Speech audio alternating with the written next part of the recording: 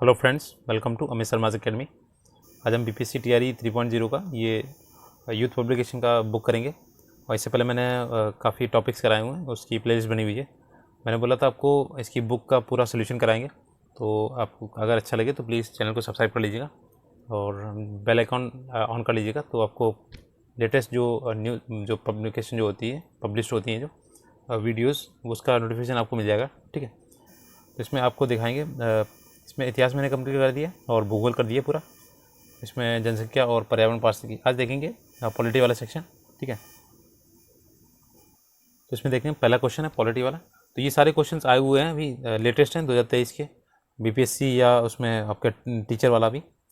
इसमें पहला, इसमें से कौन कैबिनेट मिशन के सदस्य नहीं थे? तो आपके ऑप्शन नंबर सी, जे एंड्रयू नहीं थे, लॉरेंस थे, अलेक्जेंडर थे। ठीक है, और इसमें देखिए प्रधानमंत्री एटली ने 15 फरवरी 1946 को भारतीय संविधान सभा की स्थापना तत्कालीन ज्वलंत समस्याओं पर जो भारतीय के विचार विमर्श के लिए कैबिनेट मिशन को भारत भेजने की घोषणा की, और 24 मार्च 1946 को कैबिनेट मिशन भारत आया। तो इसमें 3 सदस्य थे। देखिए, लॉर्ड पैट्रिक लॉरेंस ये आपके सचिव थे, स्टैफोर्ड क्रिप्स ये अध्यक्ष थे बोर्ड ऑफ ट्रेड के, और एवी अलेक्जेंडर ये नौसेना मंत्री थे। ठीक है, तो एटली द्वारा भेजे गए इस मंत्रिमंडल में कांग्रेस की ओर से बातचीत हुई। अब्दुल कलाम आज़ाद ने जो की थी इसमें, इस काम में जवाहरलाल नेहरू और वल्लभ भाई पटेल ने इनकी सहायता की।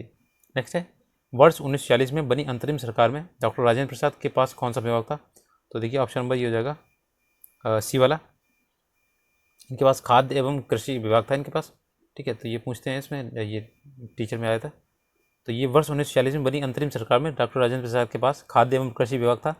26 सितंबर 1946 को नेहरू ने सभी देशों के साथ राजनयिक संबंधों में शामिल होने की सरकार की योजना की घोषणा की थी। 2 सितंबर 1946 को भारत की अंतरिम सरकार का गठन किया गया। नेक्स्ट है, जवाहरलाल नेहरू अस्थायी सरकार में श्रम मंत्री कौन थे? तो देखिए ऑप्शन सी हो जाएगा, जगजीवन राम थे। नेक्स्ट है, देखिए 2 सितंबर 1946 को जगजीवन राम के नेतृत्व में गठित भारत की अंतरिम अस्थायी सरकार में जगजीवन राम को श्रम मंत्री बनाया गया, जबकि अरुणा आशफ अली को रेलवे एवं परिवहन मंत्री, और सी राजगोपालाचारी को शिक्षा मंत्री, जवाहरलाल नेहरू को आपका कार्यकारी परिषद का उपाध्यक्ष और विदेश मामलों के राष्ट्रमंत्री का कार्यभार दिया गया था, तथा सरदार पटेल को गृह, सूचना एवं प्रसारण का दायित्व दिया गया था। ठीक है, नेक्स्ट है, केवल संविधान सभा के सदस्यों के चुनाव में भाग लेने वाले भारत की वयस्क आबादी के मतदाताओं का परसेंटेज कितना था? ठीक है, कितना प्रभावी परसेंटेज था? तो ऑप्शन नंबर ए हो जाएगा, 10 से 15% था। ठीक है, ऑप्शन नंबर ए। देखिए, इसमें भारतीय संविधान के सदस्यों के चुनाव में भाग लेने वाले भारत की वयस्क आबादी के मतदाताओं का परसेंट जो था 10 से 15% था। भारतीय संविधान की सभा की जो फर्स्ट बैठक थी वो 9 दिसंबर 1940 को हुई थी, दिल्ली में थी। अस्थायी सदस्य जो थे सच्चिदानंद सिन्हा बनाए दिए थे, और फिर 11 दिसंबर को दूसरी हुई थी, इसमें राजेंद्र प्रसाद को संविधान का अध्यक्ष चुना गया था, स्थायी। ठीक है, BN राव को संवैधानिक सलाहकार नियुक्त किया गया था। नेक्स्ट, अब देखिए भारतीय संविधान की उद्देश्यता और इस संघ एवं राज्य क्षेत्र भारतीय संविधान के स्रोत, अनुच्छेद, अनुसूची और नगरीकरण, इसमें क्वेश्चन है। तो भारतवर्ष के संघवाद के संदर्भ में निम्नलिखित में से कौन सा कथन सत्य है? देखिएगा, तो ये ऑप्शन नंबर ये जगह ए वाला। राज्य ये जो है एक अर्धसंघीय राज्य देश के अंतर्गत भारतीय संविधान का परिणाम है। ठीक है, तो ऑप्शन नंबर ए जाएगा। भारतवर्ष में संघवाद के संदर्भ में कथन है कि एक अर्धसंघीय राज्य देश के अंतर्गत भारतीय संघवाद का परिणाम है, सत्य है।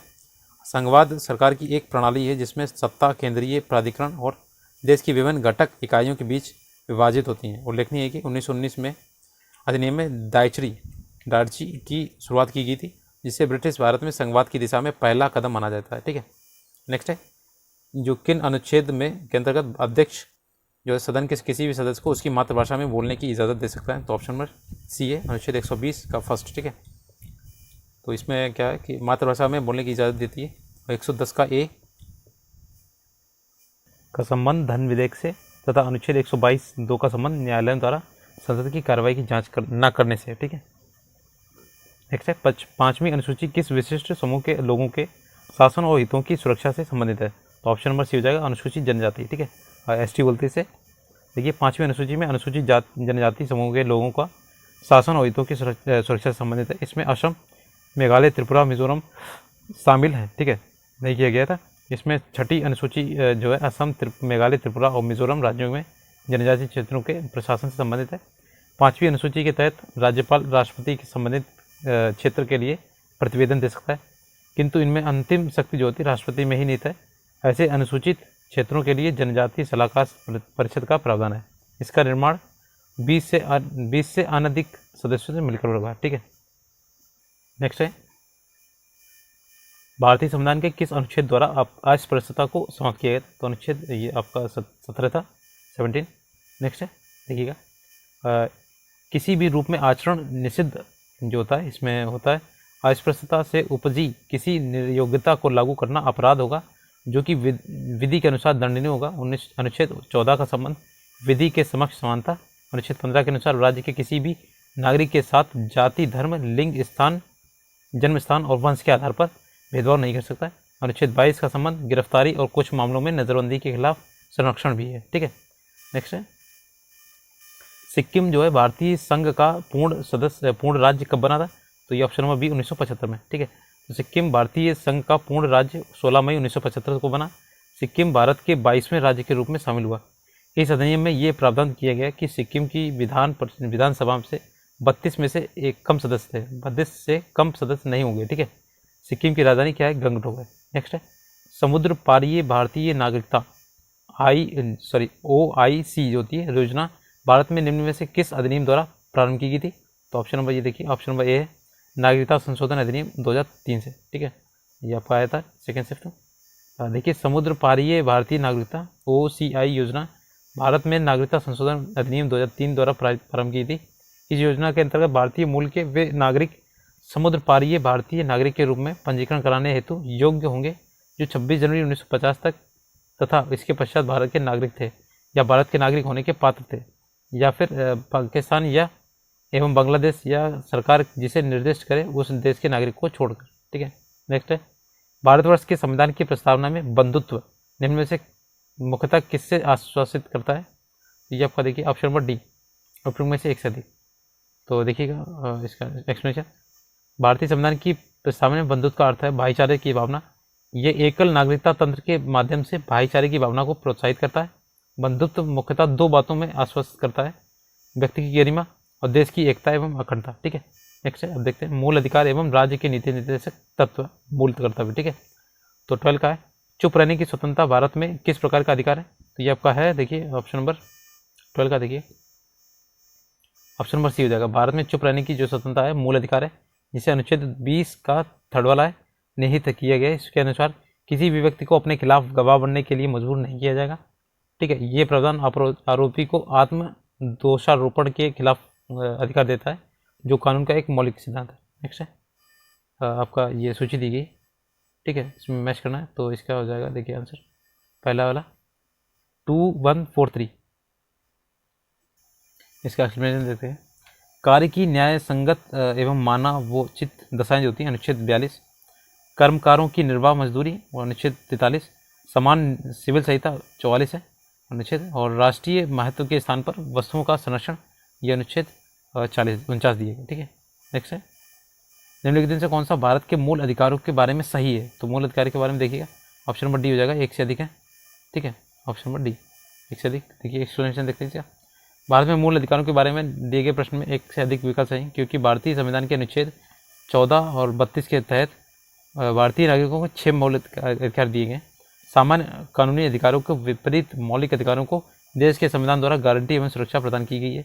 ये संवैधानिक सर्वोच्चता विधायिका की सत्ता के मध्य संतुलन की अद्वितीय घोषणा है।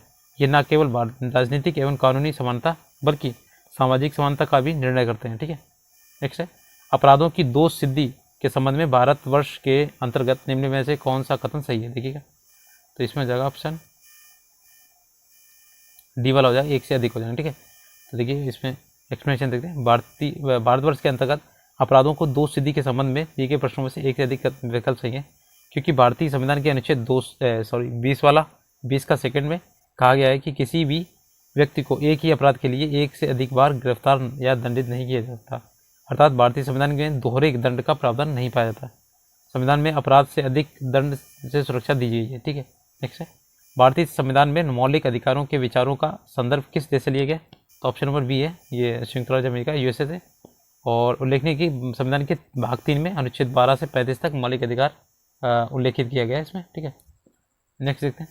भारतीय संविधान में राज्य के नीति निर्देशक सिद्धांत की अवधारणा किस देश से संविधान से ली गई? तो ऑप्शन नंबर सी हो जाएगा, आयरलैंड से। ठीक है, ऑप्शन नंबर ये देखिएगा, ये भारत के संविधान के जो भाग है चौथा है और अनुच्छेद 36 51 के है, तो DPSP है, तो ये आयरलैंड से लिए गए।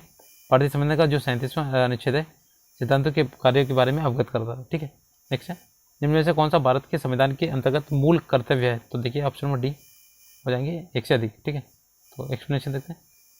भारतीय संविधान में मौलिक कर्तव्य जो ना 42वें संविधान संशोधन 1976 में जोड़ा गया था। वही संविधान के भाग 4 का में अनुच्छेद 51 का के तहत रखा गया और अभी वर्तमान में 11 है। ठीक है, और देश की एकता एवं अखंडता को कायम रखना, प्राकृतिक पर्यावरण को सुरक्षित रखना, माता पिता का संरक्षक द्वारा 6 से 14 वर्ष के बच्चों की प्राथमिक शिक्षा प्रदान करना और मौलिक कर्तव्य, ये सारे हैं। ठीक है, नेक्स्ट है, भारत में प्रेस स्वतंत्रता लोगों को प्राप्त है क्योंकि?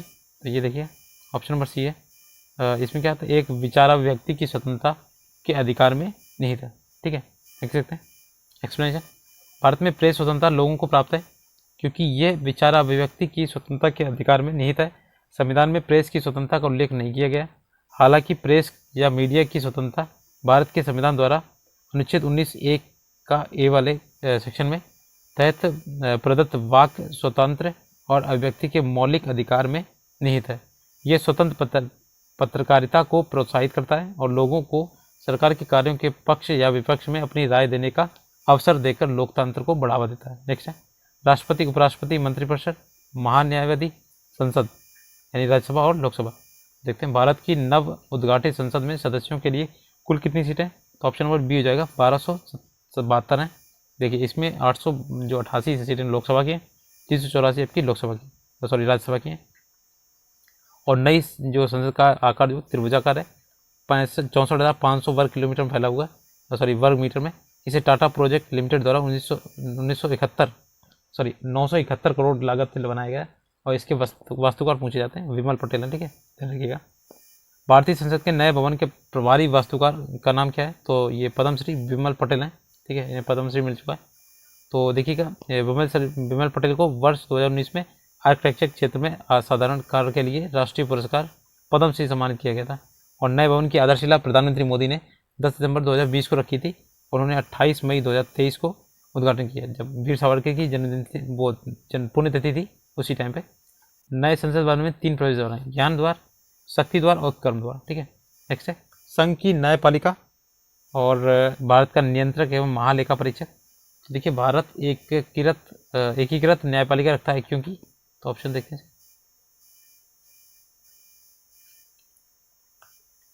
वाला है डी वाला, ऑप्शन नंबर डी, उपयुक्त में से एक से अधिक।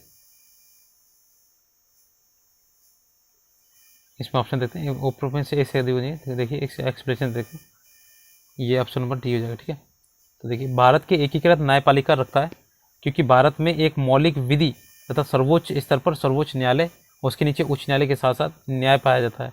मुख्य न्यायाधीश और उच्च न्यायालयों के न्यायाधीशों की नियुक्ति संविधान के अनुच्छेद 217 के खंड 1 के तहत राष्ट्रपति द्वारा की जाती है। ठीक है, उच्च न्यायालय राज्य के न्यायिक प्रशासन के प्रमुख होते हैं। उच्च न्यायालय केंद्रीय शासन के एक उपभाग के रूप में गठित किए गए। ठीक है, नेक्स्ट है, भारतीय सर्वोच्च न्यायालय ने किन किन मुकदमों में सर्वप्रथम संविधान के मूल ढांचे का सिद्धांत दिया था? तो option number B, Keshavananda Bharati बनाम केरल राज्य। ठीक है, तो ये 1973 में आया था और सर्वप्रथम संविधान के मूल ढांचे का सिद्धांत दिया था। इस निर्णय में सर्वोच्च न्यायालय ने कहा था कि संसद मौलिक अधिकारों को संशोधित या सीमित कर सकती है, किंतु संविधान के अनुच्छेद 368 में संसद को संविधान के मूल ढांचे में परिवर्तन का अधिकार प्राप्त नहीं होता है। ठीक है, नेक्स्ट है, कॉलेजियम प्रणाली के बारे में निम्न में से कौन सा कथन पर विचार करना? ठीक है, तो इसमें आपका देखिए कौन सा, ये ऑप्शन नंबर डी है, पहला और तीसरा सही है। ठीक है, तो देखिए पहला सीधा, ये सुप्रीम कोर्ट कॉलेजियम एक 5 सदस्यीय निकाय जिसकी अध्यक्षता भारत के मौजूदा न्यायमंत्री CJI करते आए और इस समय में न्यायालय में कार्यरत 4 अन्य वरिष्ठतम न्यायाधीश शामिल होते हैं। ठीक है, पहला हो गया और इसका तीसरा वाला सही है। देखिए उच्चतम न्यायालय और उच्च न्यायालयों के न्यायाधीशों की नियुक्ति कॉलेजियम प्रणाली के माध्यम से ही की जाती है। ठीक है, नेक्स्ट है, और इसमें मैंने बता दिया, एक्सप्लेन कर दिया। ठीक है, मौलिक अधिकारों को लागू करने के लिए न्यायालय निम्न में से किसे रिट जारी कर सकता है? तो ऑप्शन नंबर बी, तो ये रिट जारी कर सकता है, ऑप्शन नंबर बी वाला। देखिए मौलिक अधिकार जो होती उच्च न्यायालय को रिट जारी करने की शक्ति प्राप्त है। भारतीय संविधान के अनुच्छेद 32 को महत्वपूर्ण अनुच्छेद माना गया है। भीमराव अम्बेडकर जी ने कहा था कि ये संविधान की आत्मा होता है 32 को, क्योंकि ये प्रदान करता है कि मौलिक अधिकारों की रक्षा का अधिकार अपने आप में एक मौलिक अधिकार है। संसद किसी भी न्यायालय को सभी प्रकार के निर्देश, आदेश और रिट जारी करने की अधिकार देता है। नेक्स्ट देखते हैं, राज्यों के उच्च न्यायालय, अधीनस्थ न्यायालय, संघ राज्य क्षेत्र। तो ये आपका ऑप्शन देखिएगा 26 है। उच्च न्यायालय में न्यायाधीशों की संख्या निर्धारित करने का अधिकार निम्न में से किसके पास है? तो ये आपके राष्ट्रपति के पास है। ठीक है, देखते हैं, उच्च न्यायालय में न्यायाधीशों की संख्या निर्धारित करने का अधिकार राष्ट्रपति के पास है। अनुच्छेद 217 के अनुसार उच्च न्यायालय के न्यायाधीशों की नियुक्ति राष्ट्रपति द्वारा भारत के मुख्य न्यायाधीश तथा संबंधित राज्य के राज्यपालों के परामर्श से की गई, जबकि सर्वोच्च न्यायालय में न्यायाधीशों की संख्या संसद द्वारा निर्धारित की जाती है। ठीक है, नेक्स्ट है पंचायत, नगरपालिका और सहकारी समितियाँ। देखते हैं इसमें निम्न में से भारत में जिला नियोजन समितियों का मुख्य उद्देश्य क्या है, कौन सा है? देखिएगा, तो ये ऑप्शन नंबर हो जाएगा डी, ऊपर में से एक से अधिक। ठीक है, देखते हैं, भारत में जिला नियोजन समितियों के मुख्य उद्देश्य के संदर्भ में दिए गए एक से अधिक विकल्प संख्या। देखिए, जिले में पंचायत तथा नगर पालिकाओं द्वारा तैयार की गई योजनाओं को समेकित करने तथा संपूर्ण जिले के लिए विकास योजना का प्रारूप तैयार करने के लिए किसी राजस्व जिले या राजस्व जिले के किसी समूह तथा उसके भाग को जो एक जिला पंचायत में है के लिए एक जिला योजना समिति का गठन किया है। इसके तहत सरकार जिले में जिला परिषद, ग्राम पंचायत, नगर पंचायत, नगर परिषद, नगर निगम द्वारा तैयार की गई योजनाओं को समेकित करने और पूरे जिले के लिए एक मसौदा विकास योजना तैयार करती है, जिसमें पंचायतों के मध्य एकीकृत दृष्टिकोण विकसित करने में सहायता मिलती है। नेक्स्ट है, भारत की केंद्रीय सरकार का पंचायती राज मंत्रालय निम्न में से किस वर्ष निर्मित हुआ था? तो ये ऑप्शन नंबर बी है, 2004 में। ठीक है, तो पंचायती राज संस्थान भारत में ग्रामीण स्थानीय स्वशासन की एक प्रणाली है। स्थानीय स्वशासन का अर्थ स्थानीय लोगों द्वारा निर्वाचित निकायों द्वारा स्थानीय मामलों का प्रबंधन है। ठीक है, नेक्स्ट है, आपात अबंध और संविधान संशोधन। देखिए 29 का ये हो जाएगा डी का पहला और तीसरा। तो देखिए, राष्ट्रपति राज्यों को राज्य मामलों के संबंध में सेवारत सभी या किसी वर्ग के कर्मचारियों के वेतन एवं भत्ते कम करने का आदेश दे सकता है। नेक्स्ट तीसरा है, राष्ट्रपति उच्च न्यायालय और उच्च न्यायालयों के जजों के साथ संघ मामलों के संबंध में सेवारत सभी या किसी वर्ग के कर्मचारी के वेतन और भत्ते कम करने का आदेश दे सकता है। ठीक है, तो ये ऑप्शन नंबर हो जाएगा इसका डी वाला, पहला और तीसरा। ठीक है, नेक्स्ट है, ठीक है, एक्सप्लेन हो गया इसमें। मौलिक अधिकार को लागू करने के लिए न्यायालय निम्न में से किसे रिट जारी कर सकती है, किसे जारी कर सकता है? तो ऑप्शन नंबर बी हो जाएगा रिट। ठीक है, इसमें ये वाला पेज डबल आ गया, तो थोड़ा सा देख लीजिए, 57 वाला डबल हो गया है, यहाँ से स्टार्ट होगा 58 का। देखिएगा, इसमें मैंने क्वेश्चन जो पहला जिसे पढ़ा था ये वाला आपात उपबंध और संविधान संशोधन वाला 29 का, तो इसका एक्सप्लेनेशन ये रहा। इसमें क्या होगा, पहला दूसरा नहीं रहेगा, पहला तीसरा चौथा रहेगा। ठीक है, देखिए एक्सप्लेन करते हैं। किसी वित्तीय आपात की स्थिति में अनुच्छेद 360 लागू करने का निम्न परिणाम हो सकता है। देखिए, राष्ट्रपति राज्यों को राज्य मामलों के संबंध में सेवारत सभी या किसी वर्ग के कर्मचारियों के वेतन और भत्ते कम करने का आदेश दे सकता है। सेकेंड है, राष्ट्रपति उच्च न्यायालय और उच्च न्यायालयों के जजों के साथ संघ मामलों के संबंध में सेवारत सभी या किसी वर्ग के कर्मचारी के वेतन भत्ते कम करने का आदेश दे सकता है। नेक्स्ट, राज्य विधानमंडल द्वारा पारित होने के बाद धन विधेयक या अन्य वित्तीय विधेयक राष्ट्रपति के विचार आरक्षित रखी जाएगी। वित्तीय आपात की घोषणा को घोषित तिथि के 2 माह के भीतर संसद की स्वीकृति मिलना अनिवार्य है। एक बार यदि संसद के दोनों सदनों से इसे मंजूरी प्राप्त हो जाए तो वित्तीय आपात अनिश्चित काल के लिए तब तक प्रभावी रहेगा जब तक इसे वापस न लिया जाए। हृदयनाथ कंजरू ने कहा है कि वित्तीय आपात राज्य की वित्तीय संप्रभुता के लिए गंभीर खतरा है। नेक्स्ट है, भारतीय संविधान के 42वें संशोधन के संबंध में निम्न में से कौन सा कथन सत्य है? देखिए, विचार करना है इसमें। तो ये आपका हो जाएगा स्टार लगा हुआ है। देखिए, इसका एक्सप्लेन क्या सकते हैं। भारतीय संविधान के 42वें संशोधन के द्वारा 3 शब्द समाजवाद, धर्मनिरपेक्ष और अखंडता को जोड़ा गया था। राज्य में विधान सभाओं, विधानमंडलों के सदस्य का अयोग्यता राज्यपाल निर्णय अंतिम होता है, ठीक है, लेकिन इन्हें कार्रवाई करने से पहले चुनाव आयोग से परामर्श लेनी होती है। स्वर्ण सिंह समिति ने संविधान के 8 मूल कर्तव्यों को जोड़ने का सुझाव दिया था। 42वें संविधान में ये 10वां मूल कर्तव्य जोड़ा गया और वर्तमान में अभी कितने 11 हैं, ठीक है। तो इसके तहत 3 नए निर्देशक तत्व जोड़े गए थे और बच्चों के स्वस्थ विकास के अवसरों को सुरक्षित 39 है, अनुच्छेद 39, समान न्याय को बढ़ावा देना और गरीबों को मुफ्त कानूनी सहायता, तो ये अनुच्छेद 39 का ए। नेक्स्ट, उद्योगों के प्रबंधन में कर्मचारियों की भागीदारी सुनिश्चित करने के लिए कदम बढ़ाना, तो अनुच्छेद 43 का ए। पर्यावरण के संरक्षण एवं संवर्धन तथा वन एवं वन्य जीवों की सुरक्षा का प्रयास करना, ये 48 का ए है, ठीक है। तो 2, 3, 4 इसके गलत है, ठीक है, कथन। नेक्स्ट, इसमें सही मैंने बता दिया। दूरदर्शन का ध्येय वाक्य, तो ये ऐसे पूछे जाते हैं, पिछली बार भी पूछा गया था, उसमें पूछा गया था रॉ का ध्येय वाक्य क्या है, ठीक है। तो ऑप्शन में बी हो जाएगा सत्यम शिवम सुंदरम। तो आपने टीवी देखा होगा उसमें, ठीक है। इसमें होता है सत्य ही शिव है, शिव ही सुंदर है, सुंदर ही सत्य, अर्थात ईश्वर है, सत्य है, और जो सत्य है वही सुंदर है, जो सुंदर है वही ईश्वर है, और ये कठोपनिषद से लिया गया है।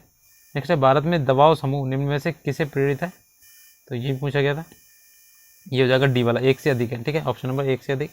देखते हैं इसका, तो इसमें है भारत में दबाव समूह संदर्भ के प्रश्न 1 से अधिक विकल्प सही है। तो इसमें काफ़ी डिटेल में दिया गया, ठीक है। जहाँ पारंपरिक मापदंड आधुनिक आकांक्षाओं के साथ मिलते हैं, अधिकांश दबाव समूह का स्वायत्त अस्तित्व नहीं होता, वे बिना अस्तित्व के ही उनमें प्रतिबद्धता की कमी, उनकी वफादारी राजनीतिक स्थितियों के साथ बदल जाती है, जिससे समाज के कल्याण को खतरा होता है। वे कई बार हिंसा जैसे असंवैधानिक तरीकों का सहारा लेते हैं। 1967 में पश्चिम बंगाल में शुरू हुआ नक्सली आंदोलन इसका एक उदाहरण है, ठीक है। उल्लेखनीय कि दबाव समूह उन लोगों का एक समूह है जो अपने सामान्य हितों के बढ़ावा देने के और उनकी रक्षा करने के लिए सक्रिय रूप से संगठित होते हैं। दबाव समूह के सबसे जो अधिक घनिष्ठ एवं उलझे हुए संबंध राजनीतिक दलों में होते हैं। ये राजनीतिक दलों के माध्यम से अपने हितों की रक्षा करते हैं, ठीक है। नेक्स्ट है, इसमें आपका मैच करना है, तो ऑप्शन नंबर ए हो जाएगा 1, 2, 3 और 4, 2, ठीक है। तो इसका देखते हैं मैचिंग वाला। भारतीय कम्युनिस्ट पार्टी मार्क्सवाद जो थी 1964, भारतीय कम्युनिस्ट पार्टी जो है वो 1925, बहुजन समाजवादी पार्टी ये आपका 1984, ऑल इंडिया तृणमूल कांग्रेस ये 1998, ठीक है, AITMC, ठीक है। नेक्स्ट है, इनमें से किसने कहा भारतीय न्यायपालिका विलासी मुकदमेबाज से ग्रसित है, तो ऑप्शन नंबर सी है NV रमन्ना, ठीक है। तो इन्होंने ये भारत के 48वें मुख्य न्यायाधीश थे। भारतीय संविधान का अनुच्छेद 124 से 147 जो होता है सर्वोच्च न्यायालय की संरचना, नियुक्ति, शक्तियाँ, प्रक्रिया आदि से संबंधित है। नेक्स्ट 35 नंबर, निम्नलिखित से कौन सा बुनियादी मूल्य सभी नेताओं द्वारा भारत के संविधान पर विचार विमर्श हेतु संविधान निर्मात्री सभा के मिलने से पहले बहुत पहले ही स्वीकार कर लिया गया था, तो ऑप्शन नंबर डी हो जाएगा ऊपर में से ऐसे अधिक, ठीक है।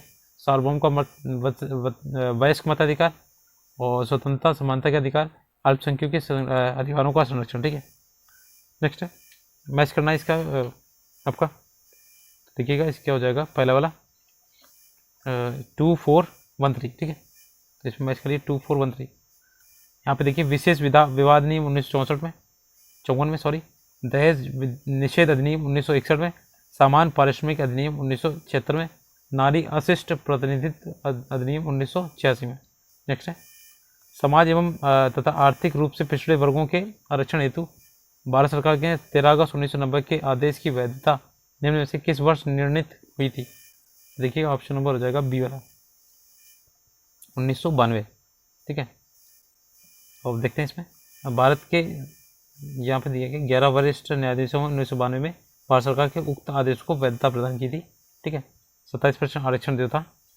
भारत के किस संस्था का आदर्श वाक्य धर्मो रक्षित रक्षिता, कानून तभी रक्षा करता है जब उसकी रक्षा की जाती है, तो आपका रॉ वाला है ये, अनुसंधान विश्लेषण विंग, ठीक है।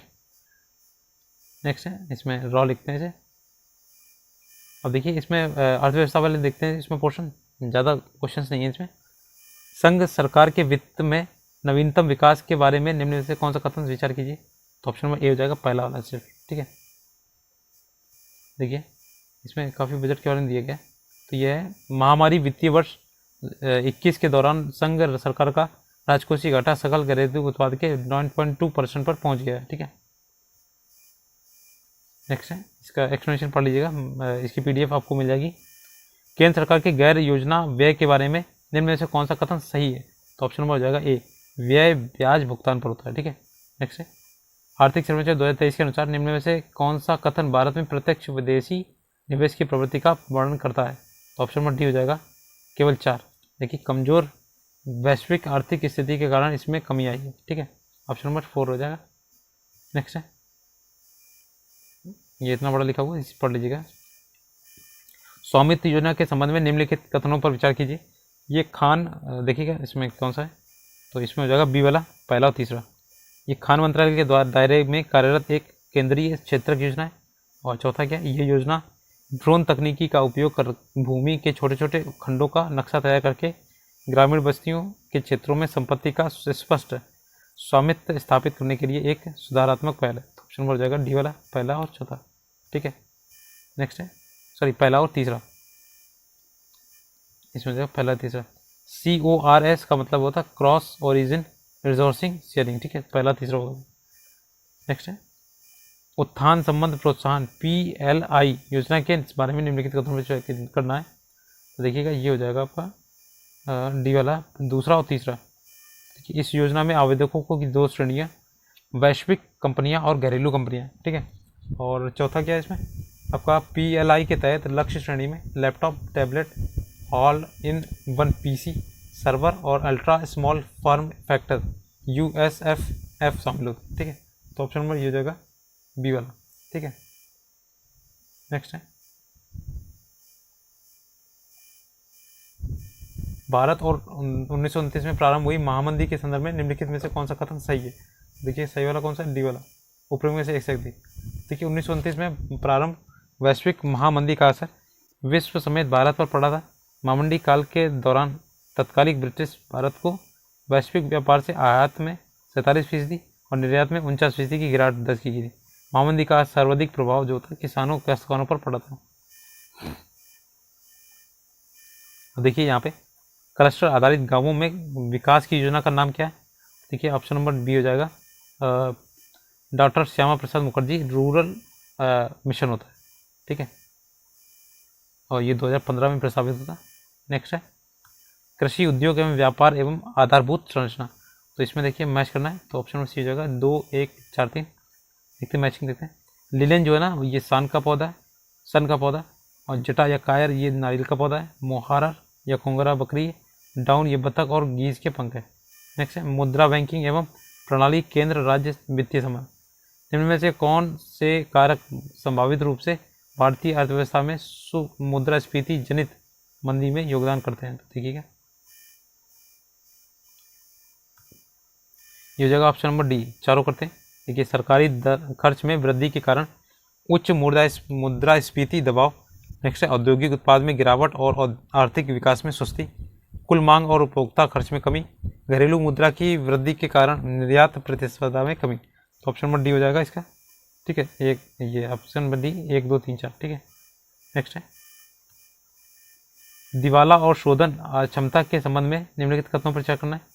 देखिएगा, इसमें कौन सा सही हो जाएगा? ऑप्शन नंबर सी, केवल चौथा सही है। भारतीय दिवाला और शोधन अक्षमता बोर्ड IBBI दिवाला और शोधन अक्षमता कार्यवाही की देखरेख के लिए जिम्मेदार नियामक निकाय है। ठीक है, नेक्स्ट है, इसमें आप पढ़ लीजिएगा डी वाला, सॉरी सी वाला। नेक्स्ट है, RBI के विदेशी मुद्रा भंडार FER में निम्नलिखित से कौन सा शामिल है? देखिएगा, ऑप्शन नंबर डी हो जाएगा, ऊपर में सभी शामिल है। विदेशी मुद्रा परिसंपत्तियां FCI, FCA पे सोना है, विशेष आहरण अधिकार जो है FDR।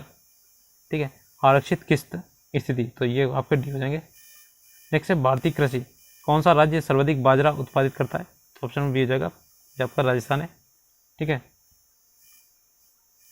ये आपका 28% उत्पादित करता है। ठीक है, नेक्स्ट है, आपका है भारत का कौन सा राज्य मोटा अनाज का सबसे बड़ा उत्पादक है? तो ये हो जाएगा आपका राजस्थान। ठीक है, 2023 में अनुसार कुल मोटा जो उत्पादन है अग्रणी राज्य कर्नाटक है और राजस्थान है। तो इसमें कर्नाटक दिया नहीं है, तो वैसे राजस्थान हो जाएगा। अभी देखिए, विविध वाला वैश्वीकरण और भारत पर इसके प्रभाव के बारे में निम्न में से कौन सा कथन सत्य नहीं है? देखिए नहीं कौन सा है, सी वाला नहीं। पहला का देखिए, इसमें से वस्तुओं सेवाओं में व्यापार का विस्तार किया गया, ये सही है। इनमें प्रत्यक्ष विदेशी निवेश का प्रभाव बढ़ा है, ये सही है। ये आपका गलत है, डी वाला। नेक्स्ट है, औद्योगिक नीति संकल्प किस वर्ष अपनाया गया था? तो ये आपका था 1956 वाला था, 1956, ठीक है। नेक्स्ट है, एक अवधारणा के रूप में मानव पूंजी निर्माण की बेहतर व्याख्या एक प्रक्रिया के संदर्भ में की गई है जो सक्षम बनाती है किसे? तो ऑप्शन नंबर डी केवल 4 को। देखिए, देश के लोगों के ज्ञान कौशल स्तरों और सक्षमताओं के में वृद्धि करके, तो ऑप्शन नंबर डी। नेक्स्ट है, उत्पत्ति के नियम के बारे में निम्नलिखित कथनों पर चर्चा कीजिए। तो देखिए, उत्पत्ति में आपका डी वाला हो जाएगा, उपयुक्त में सभी है, ठीक है। तो देखिए इसमें क्या है, उत्पत्ति के नियम किसी उत्पाद के राष्ट्रीय स्रोत हैं को निर्धारित करने के लिए आवश्यक मापदंड है। उत्पत्ति के नियम कस्टम एजेंसियों को यह जानने में मदद करते हैं कि किसी दिए गए उत्पाद पर कौन से नियम और कौन से शुल्क लागू होंगे। इनका उपयोग व्यापार सांख्यिकी के प्रयोजन के लिए किया होता है, ठीक है। उनका महत्व इस तथ्य में प्रमाणित होता है कि कई मामलों में कर और प्रतिबंध आयतों को स्रोत पर निर्भर हो सकते हैं, ठीक है, करते हैं। नेक्स्ट देखिए, अन्नपूर्णा योजना राशन कार्ड किसके लिए? तो ये आपका टीआरई में आया था। तो ये आपके वृद्ध एवं गरीब लोगों जो 65 वर्ष से अधिक हैं, ठीक है। नेक्स्ट है, सर्व शिक्षा अभियान किसने प्रारंभ किया था? तो ऑप्शन नंबर 57 का देखिए, ये अटल बिहारी वाजपेयी जी ने प्रारंभ किया था 2001 में। 6 से 14 वर्ष की आयु को सभी को निःशुल्क ये शिक्षा प्रदान करना था। नेक्स्ट है, एग्रेसन मेडिसिन की पुस्तक the world economy historical statistic के अनुसार प्राचीन काल में भारत का जीडीपी जो पीपीआई कितने परसेंट था? ये टीआरई फर्स्ट में आया था, ये 32% था, ठीक है। और ये आपका 1000 ईस्वी में क्या था? 28% था, और 17वीं शताब्दी में 24% था, ठीक है। तो ये आपका हो गया है, इसमें पॉलिटी और इकोनॉमिक्स दोनों करा दिए। इसके बाद आपका आएगा साइंस वाला, तीनों पार्ट आएंगे इसके। अगर आपने चैनल को सब्सक्राइब नहीं किया तो प्लीज़ सब्सक्राइब कर लीजिएगा और बेल आइकॉन चालू कर लीजिएगा। उसमें क्या होता है, आपको नोटिफिकेशन मिलेगा जब भी वीडियो डालेंगे, तो आपका कोई वीडियो छूटेगा नहीं। और इसकी प्लेलिस्ट बनी हुई है, आप एक बार चैनल पर विजिट कीजिएगा।